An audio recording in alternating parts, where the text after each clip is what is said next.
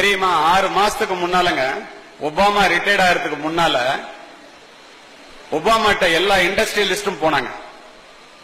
எவ்வளவு திறமையானவர்கள் இங்கு உள்ளவர்கள் நீங்கள் புரிந்து கொள்ளுங்கள். அதற்காக சொல்லுகின்றேன். எல்லாரும் போய் அவர்கிட்ட சொன்னாங்க, இந்த பில்கேட்ஸை நாடு கடத்திடணும்.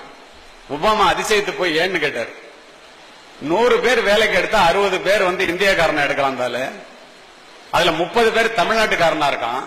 அதுல 10 பேர் லேடிஸா இருக்காங்க. அமெரிக்காக்காரெல்லாம் என்னங்க ஆகுறதுன்னு கேட்டான். நல்ல வேலை ட்ரம்ப் இருக்கும்போது கேட்கல, ஒபாமா இருக்கும்போது கேட்டான். அப்படியா செய்யறாரு, நான் கேட்கிறேன் அப்படின்னு சொல்லிட்டு அவரு பில்கேட்ஸை கூப்பிட்டார்.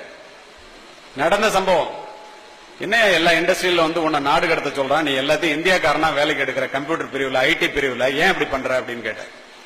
கொஞ்ச நேரம் யோசிச்சுட்டு பில்கேட்ஸ் சொன்னாரு, ஒபாமா அவர்களே, அதை போல் நான் 160 பேரை இந்தியர்களை எடுக்கவில்லை என்றால் இந்த மைக்ரோசாப்ட் நிறுவனம் அமெரிக்காவில் இருக்காதியா, இந்தியாவில் இருக்கும், அதை தெரிஞ்சுக்க அப்படின்னு. வியந்து போன ஒபாமா ஏன்னு கேட்டாரு. அவன்கிட்ட தான் அறிவு இருக்கு, நம்ம பயில்ட்டு அது மாதிரி இல்லையே, என்ன பண்றது அப்படின்னு. நேர பல்கலைக்கழகத்துக்கு போனார்.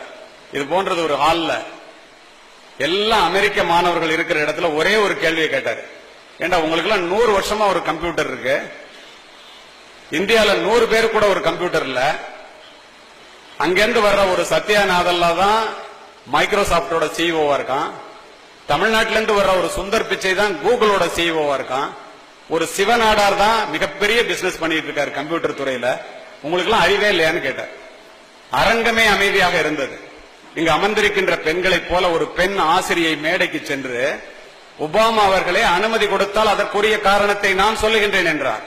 அனுமதி வழங்கப்பட்டது. இந்தியாவில் இருந்து சென்ற ஆசிரியை, தமிழகத்தில் இருந்து சென்ற ஆசிரியை என்ன சொன்னாங்க தெரியுமா? அமெரிக்காவிலே மாணவர்களுக்கு ஆசிரியர்களும் பெற்றோர்களும் கல்வியை மட்டும் சொல்லித் தருகிறீர்கள், எங்கள் தமிழகத்திலே பெற்றோர்களும் ஆசிரியர்களும் மாணவர்களுக்கு கல்வியோடு சேர்த்து ஒழுக்கத்தையும் உழைப்பையும் சொல்லித் தருகிறார்கள்.